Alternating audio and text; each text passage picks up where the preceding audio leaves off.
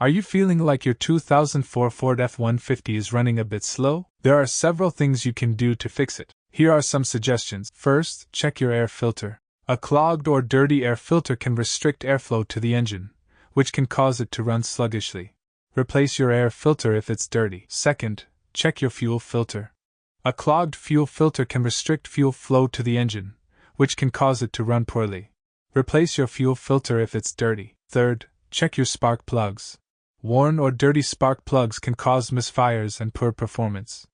Replace your spark plugs if they're worn or dirty. Fourth, check your tires. If your tires are underinflated, it can cause your truck to feel sluggish.